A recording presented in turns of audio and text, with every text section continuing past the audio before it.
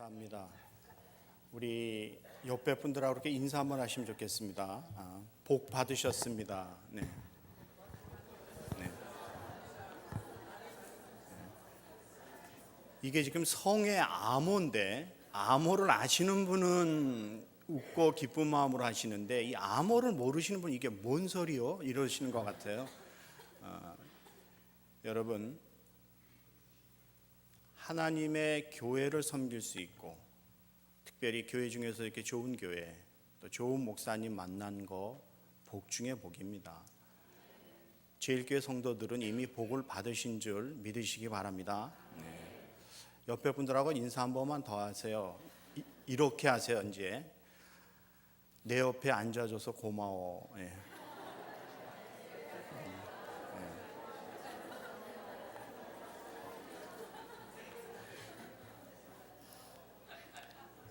내 옆에 앉은 그분이 내가 싫으면 절대 내 옆에 안 옵니다. 교회 들어오다가도 자기 싫은 사람 있으면요 옆에 가다가도 놀라가지고 다른 데로 가요. 근데 지금 내 옆에 앉아서 같이 예배 드린다고 하는 것은 나를 좋아하고 나를 사랑한다는 것입니다. 여러분, 하나님의 교회는 성도들이 서로 사랑하면서 서로 화목한 가운데 섬겨가는 것이 하나님의 교회인 것입니다. 여러분, 그렇게 아름다운 모습으로 교회를 섬겨가는 귀한 성도들 되시기를 주의 이름으로 축복합니다. 제가 우리 조 목사님이 목회 잘하시는 줄은 알고 있었지만 주일 예배 와서 설교는 저도 조 목사님 만난 일에 20여 년 만에 처음 있는 일입니다. 그런데 제가 오늘 진한 감동을 한 가지 받았는데요. 목사님이 한 영혼을 귀하게 여기고 한 영혼을 사랑하는 참된 목자인 것을 저는 알고 있었습니다. 그런데 오늘 새로 등록하신 분이 저 뒤에 앉아있어서 제가 얼굴은 잘 모르겠습니다만 정말 복 받으신 분입니다. 담임 목사님이 직접 가서 꽃을 전달해주고 환영하는 교회는 처음 봤어요. 제가. 여러분, 대단한 교회입니다. 아멘이시죠? 예, 정말 조 목사님 좋은 목사님이에요. 한 영혼의 귀함을 알고 가서 환영해주는 그 따뜻함, 얼마나 진지하고 사랑이 많은 목사님인지 모르겠습니다. 오늘 등록하신 분은 곱배기로 복 받으신 게요, 저도 이랬습니다. 저도 여기 앉았는데 다 이러는데 저는 가만히 있을 수가 없죠. 그래서 저도 덤으로 해드렸어요. 덤으로. 네. 사랑합니다. 네. 잘 오셨습니다. 복된 교회 참 잘 오셨습니다. 사랑하는 성도 여러분, 우리가 살아가는 인생의 길을 성경은 광야의 길이라고 이야기합니다. 미국에 살던 한국에 살던 내가 지금 사업이 잘 돼서 경제적인 여유가 있던 아니면 지금 어려운 형편에 있던 관계가 없습니다. 하나님의 자녀들이 구원받아 이 땅을 살고 저 영원한 우리의 본향을 갈 때까지의 이 땅에서의 삶은 광야의 길이라고 이야기해요. 성경이 그걸 보여주는데 애굽에서 하나님의 은혜로 구원함을 받은 이스라엘 백성들이 홍해를 건넙니다. 홍해를 건넌 사건을 세례로 비유하죠. 그리고 그들이 약속의 땅, 젖과 꿀이 흐르는 가나안 땅에 들어가기 이전까지 광야 40년을 살게 됩니다. 이스라엘 역사 중에서 가장 힘든 시간은 홀로코스트의 시간이 아니고 광야 40년이었습니다. 그 광야 40년을 살아가는 이스라엘 백성들, 성경에서 구원받은 하나님의 자녀인 우리가 우리의 저 영원한 본향 천국 가기 전까지 이 땅에서의 삶을 광야의 삶에 비유하고 있는 것입니다. 이 광야 같은 인생길을 걸어가면서 우리가 무엇을 중심으로 살아가야 될까요? 어떻게 살아야 복된 삶이 되고 잘 사는 삶이 될까요? 여러분 스스로가 그 질문을 하실 것이고 또 나름대로 해답을 갖고 계신 분도 계실 것입니다. 아직 그 해답을 정확히 못 갖고 계신 분도 계실 거예요. 근데 해답을 갖고 계신 분 중에서 그 해답이 세상에서 얻은 해답이라고 하면 그것은 정확한 것이 아닙니다. 우리 인생의 문제에 있어서 참된 해답은 성경에서 찾아야 하는 것입니다. 왜냐하면 하나님의 말씀 안에서 찾는 해답이 가장 정확한 것이고 그 해답은 우리에게 복이 되는 해답이기 때문에 그렇습니다. 이스라엘 백성들이 광야 40년을 살 때 어떻게 살았는가를 보면 우리가 이 땅을 살아갈 때 어떻게 살아야 되고 이스라엘 백성들이 광야 40년을 살면서 무엇을 중심으로 살았는가를 우리가 살펴보면 우리의 이 땅에서의 삶이 무엇을 중심으로 살아야 진정으로 복된 삶인가를 알 수 있게 된다는 것입니다. 이스라엘 백성들은 광야 40년을 살 때 세 가지를 중심으로 살았습니다. 첫째는 율법 중심으로 살았어요. 율법 중심이라고 하는 것은 하나님 말씀 중심을 말씀합니다. 말씀은 곧 하나님이시죠. 이스라엘 백성들은 광야에서 하나님의 말씀을 받았고 그 말씀을 배웠고 그 말씀을 익히고 실천하며 살아갔습니다. 하나님의 말씀을 받고 그 말씀을 실천하며 살았던 그들의 삶이 늘 성공적이고 실패 없는 삶은 아니었어요. 넘어짐이 있었고 실수도 있었고 실패도 있고 때로는 죄악을 짓기도 했다는 것입니다. 그럼에도 불구하고 그들은 다시 일어났고 다시 하나님의 말씀으로 회복하며 그 말씀을 배우고 그 말씀을 지키면서 살았던 삶이 광야의 삶입니다. 그러므로 하나님의 자녀인 우리의 삶 가운데서도 광야 같은 인생의 길을 걸어갈 때 여러분이 가장 중심에 둬야 되는 것은 살아계신 하나님의 말씀인 것입니다. 지금 이 땅, 이 시대가 왜 이렇게 영적인 기갈 가운데 살아갑니까? 참된 하나님의 말씀이 없는 거예요. 홍수에 마실 물이 없다고 혼탁한 이 시대에 우리의 영혼의 참된 갈증을 해결해 줄 하나님의 영원한 말씀, 그 바른 말씀의 선포, 그 말씀 앞에서의 삶, 이것을 잃어버리고 살아가는 세대이기 때문에 지금 이 시대가 이렇게 혼탁한 시대가 된 것입니다. 사랑하는 우리 뉴욕 제1장로교회 성도 여러분, 여러분의 삶, 광야 같은 인생의 길을 걸어가는 우리의 삶, 하나님의 말씀 중심의, 하나님 중심의 삶이 되시기를 주의 이름으로 축복합니다. 두 번째 삶은 모세 중심의 삶이었다는 것이죠. 지도자 중심입니다. 이스라엘 백성들은 모세가 하나님의 말씀을 선포할 때 인간의 말로 받지 않았습니다. 하나님의 말씀으로 받았습니다. 그리고 모세가 말한 것에 순종했지요. 하나님께서 이스라엘 백성들이 때로는 모세에게 대항합니다. 모세에게 대항하는 것을 하나님께 대항하는 것으로 받으셨어요. 모세에게 불순종하는 것을 하나님께 불순종하는 것으로 받으셨다는 것입니다. 모세의 인도하에 그 힘들고 어려운 광야 40년의 길을 이스라엘 백성들이 걸어가게 되는 것입니다. 오늘로 말씀드리면 한 교회는 담임 목사 중심으로 가야 교회가 평안하고 교회가 은혜스럽게 되는 것입니다. 여러분, 미국 사람들이 이 땅에서 살아갈 때 성공적인 삶을 살기 위해서 3명의 사자 낀 사람을 잘 만나야 자신들의 인생이 잘 풀린다고 이야기합니다. 첫째는 계리사, CPA죠.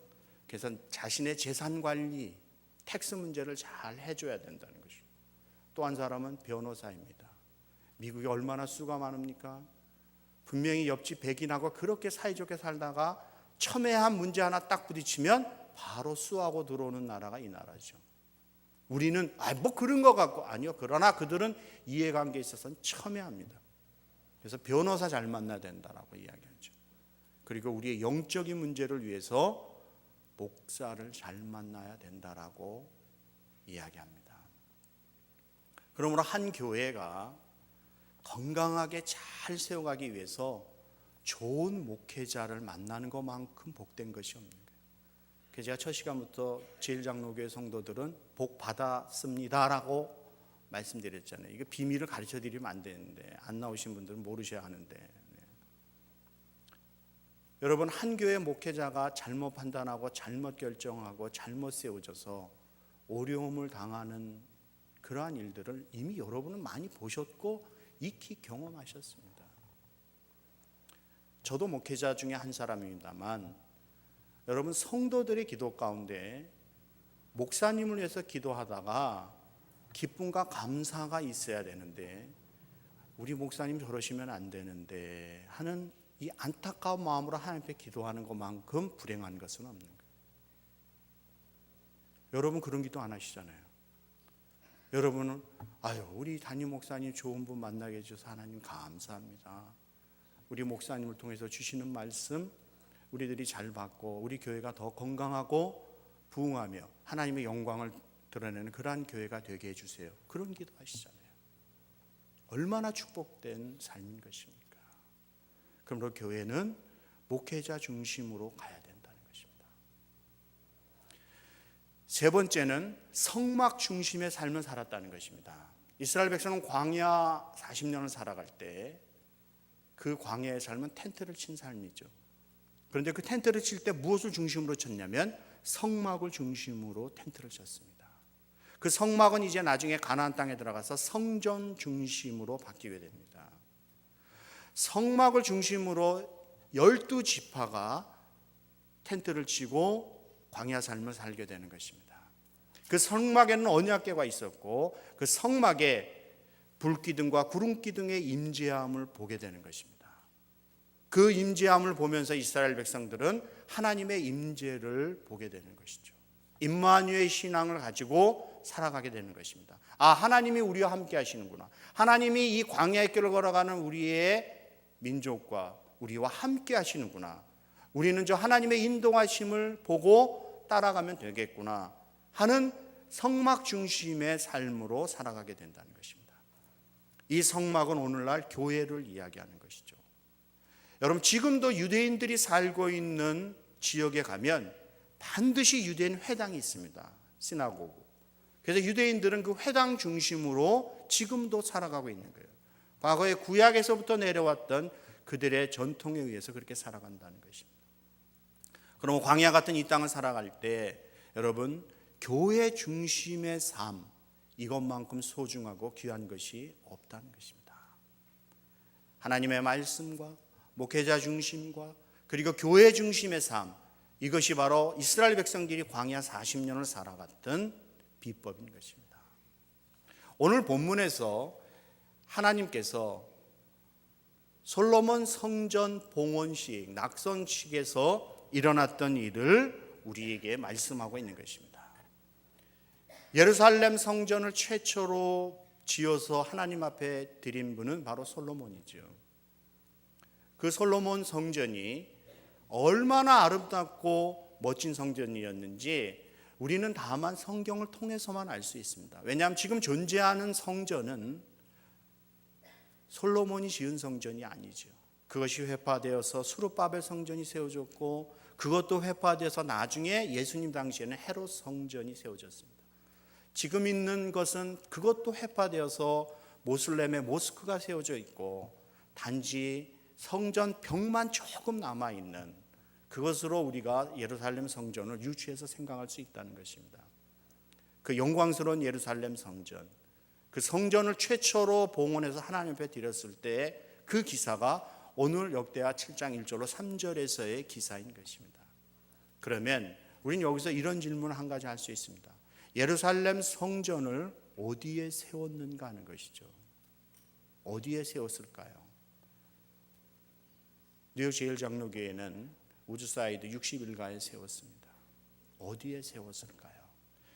역대하 3장 1절에 보시면 이런 말씀이 있습니다. 솔로몬이 예루살렘 모리아산에 여호와의 전 건축하기를 시작하니 그곳은 전에 여호와께서 그 아비 다윗에게 나타나신 곳이요 여부스 사람 오르난의 타작마당에 다윗이 정한 곳이라 라고 말씀합니다. 예루살렘 성전 솔로몬이 지은 그곳은 우리가 살펴볼 두 가지 중요한 단어가 있는 곳이라는 것이죠. 첫째는 모리아산이라고 하는 것이고 또 하나는 여부스 사람 오르난의 타작마당 그곳에 예루살렘 성전을 지었다라고 이야기합니다. 왜 성경은 그 예루살렘 성전이 세워진 곳에 이러한 설명을 굳이 집어넣었을까요? 이유가 있다는 것입니다. 첫째는 우리가 모리아 산에 대해서 생각해 봐야 하는 것입니다. 창세기 22장에 하나님께서 백세에 낳은 아들 이삭을 모리아 산에 가서 나에게 번제로 드리라라고 말씀합니다. 그때 아브라함이 그 말씀을 순종하고 백세에 낳은 아들 이삭을 데리고 그 모리아 산을 향하여 갑니다. 나무와 불을 가지고 가지요. 근데 이삭이 나무를 지고 갑니다.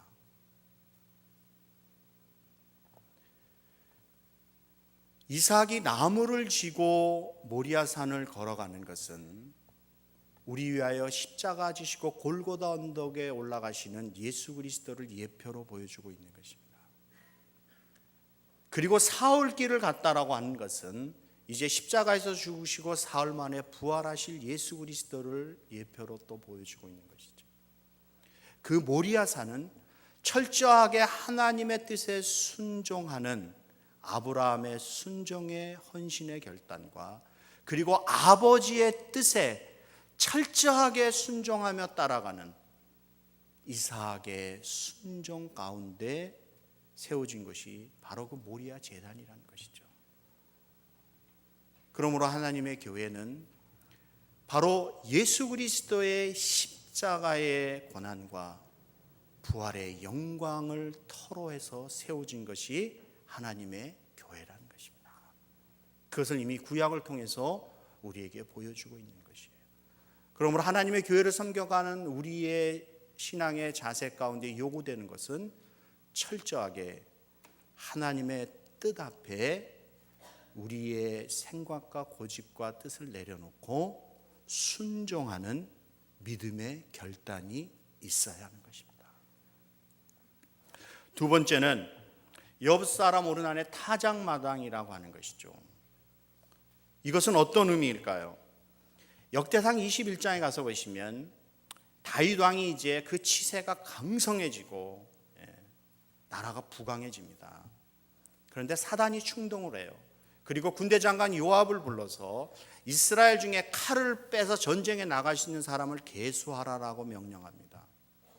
그런데 하나님 앞에 이것이 괘씸하게 잘못된 죄악이 되는 것입니다. 왜 그럴까요? 아니 군인 숫자 카운트하는 것이 이것이 무엇이 그토록 잘못됐다는 것입니까? 지금까지 다윗의 삶은 그리고 이스라엘이 전쟁에서 이긴 것은 군사력에 있는 것이 아닙니다. 보이는 힘에 있는 것이 아니에요.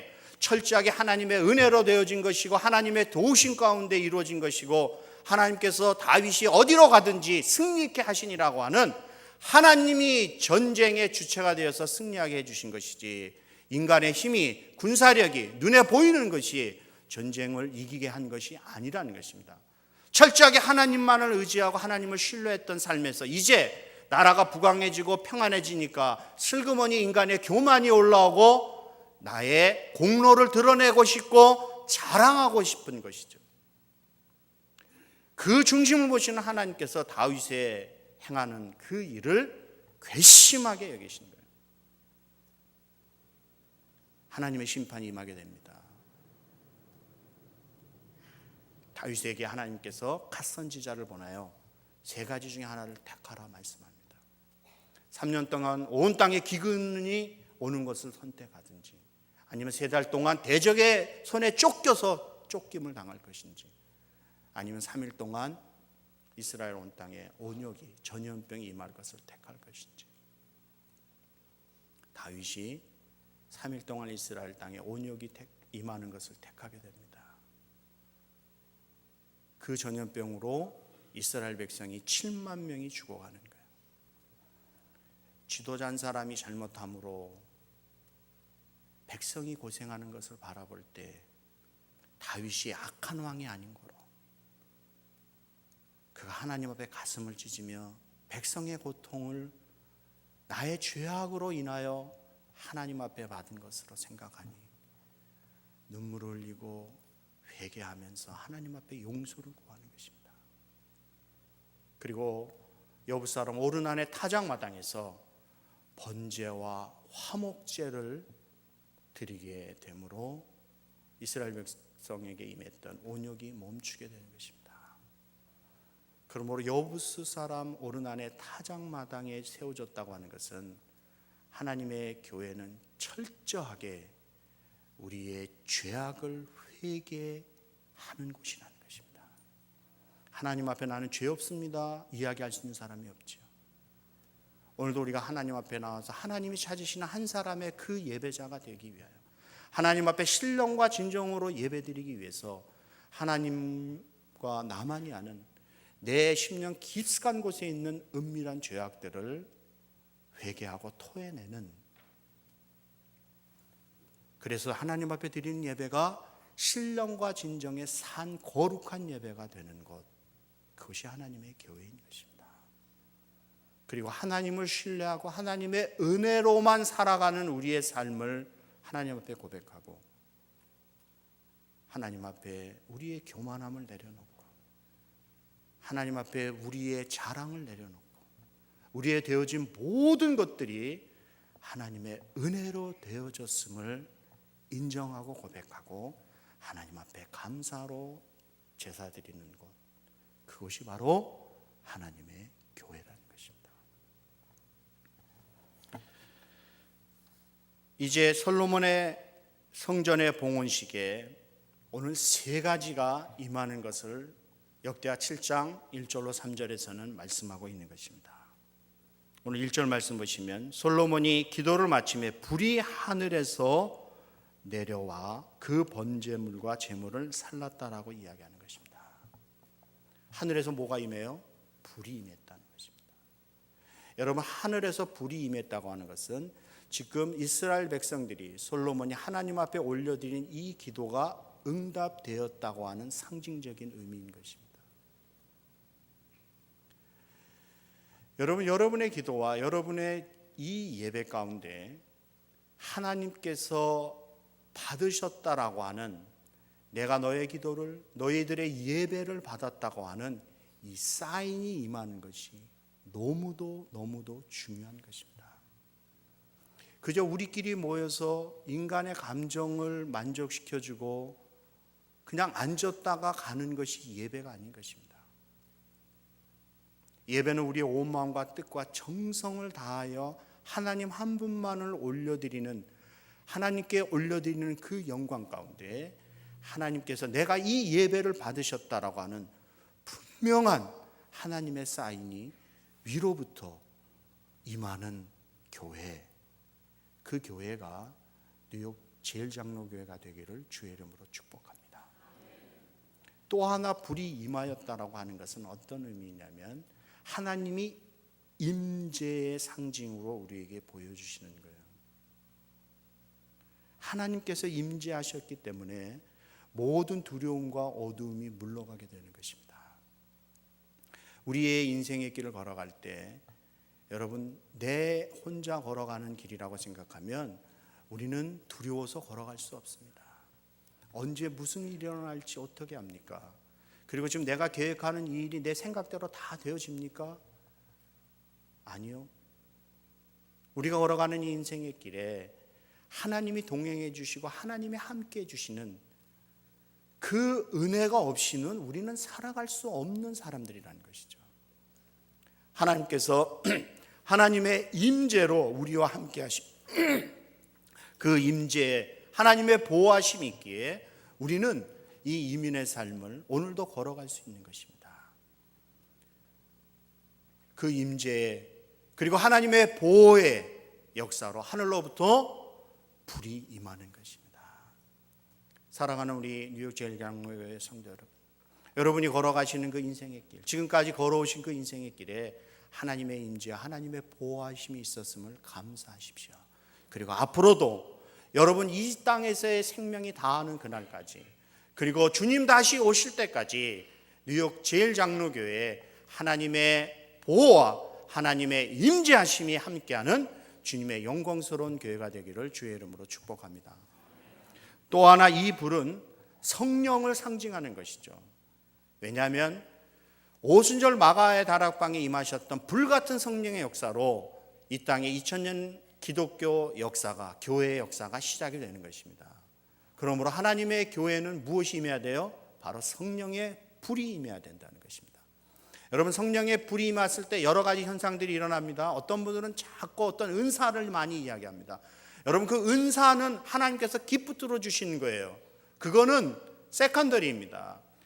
하나님의 성령의 임재, 하나님의 성령의 불이 임했을 때 가장 중요한 것은 뭐냐면 바로 그 불이 임함으로 내가 누구인지를 깨닫고 내 죄악을 보게 되고 하나님 앞에 철저하게 회개하게 된다는 것입니다.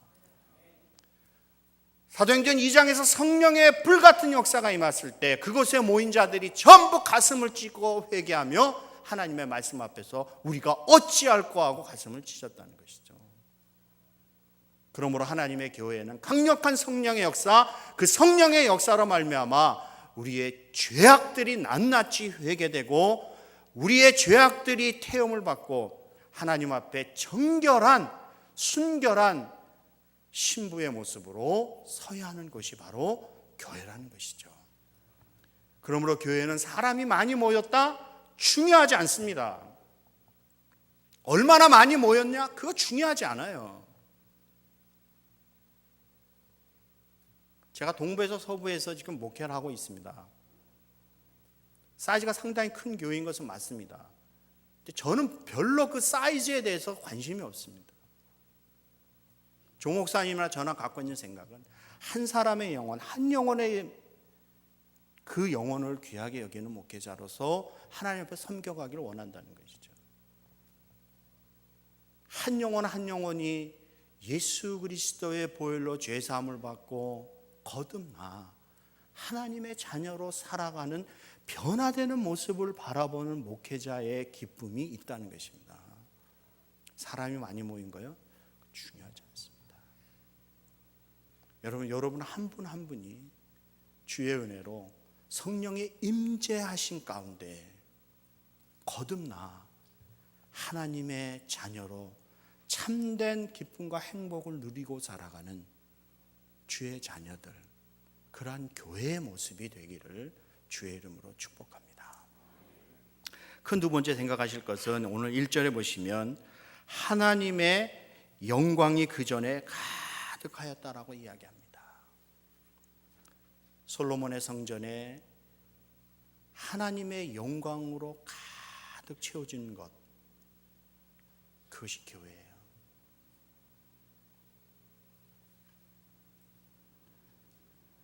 여러분, 하나님의 영광이 가득 채워질 때 교회는 교회의 본질을 회복하게 되는 것입니다.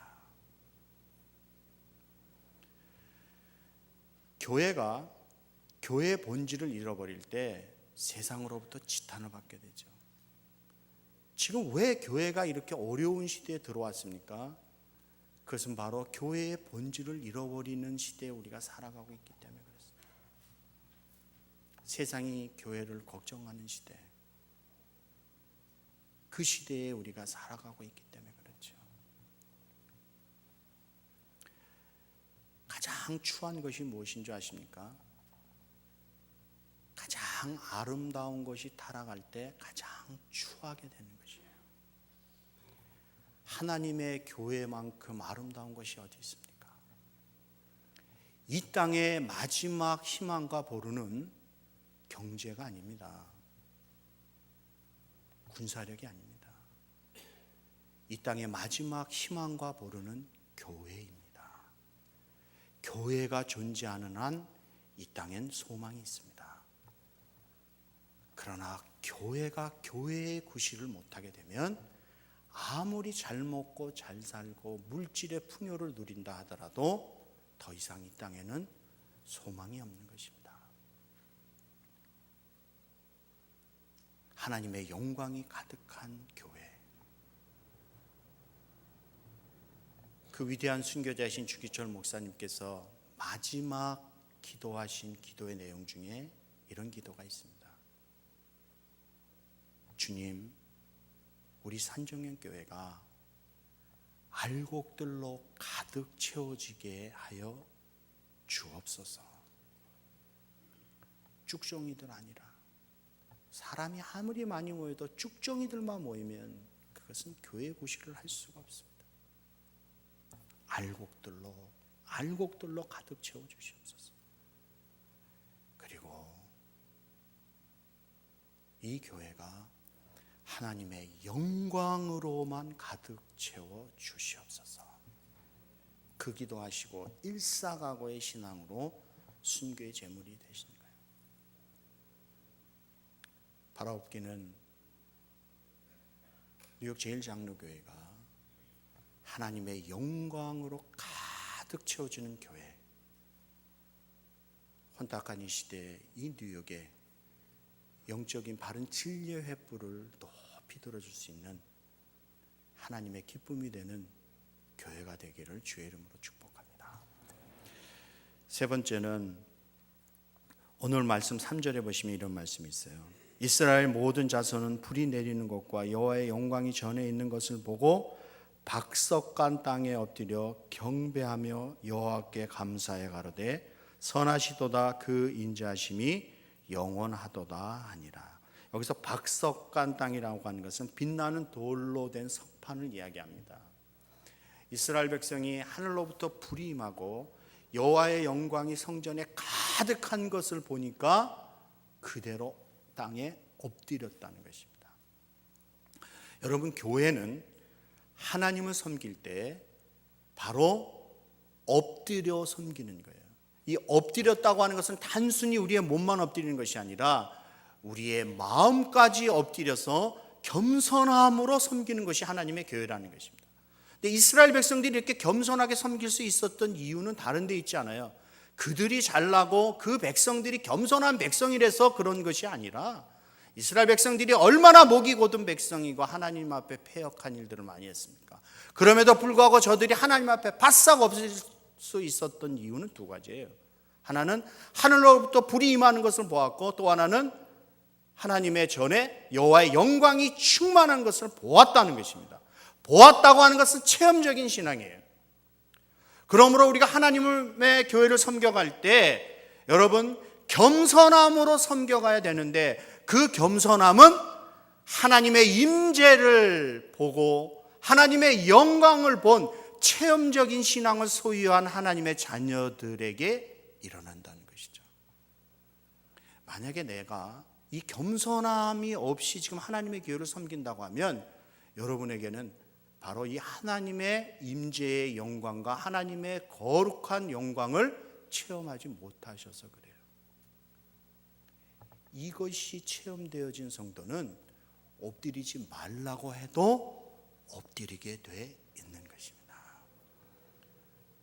사랑하는 우리 뉴욕 제일장로교회 성도 여러분, 여러분의 삶 가운데 하늘로부터 임하는 불의 임재와 그리고 하나님의 영광으로 가득 채워지는 이 놀라운 은혜를 체험하시는 믿음의 성도들 되시기를 주의 이름으로 축복합니다. 그리고 그 은혜와 영광을 갖고 하나님이 핏값으로 사신 하나님의 교회, 뉴욕 제일장로교회는 하나님께서 핏값으로 사신 하나님의 교회입니다. 하나님 한 분만이 영광을 받으시는 하나님의 교회. 교회가 그렇게 세워져 갈 때 하나님이 영광 받으시며 교회를 통해서 주시는 복이 성도들의 삶과 생업과 기업 위에 넘치는 것입니다. 뉴욕 제일장로교회는 우리 좋은 목사님 모시고 행복한 가운데 신앙생활 하시면서 하나님의 영광을 체험하시고 또 하나님의 영광을 위하여 존재하는 주님의 교회로 우리 주님 오실 때까지 이 땅에 거룩한 하나님의 영광을 드러내는 주님의 교회로 세워져 가기를 우리 주 예수 그리스도의 이름으로 간절히 축복합니다. 기도하겠습니다.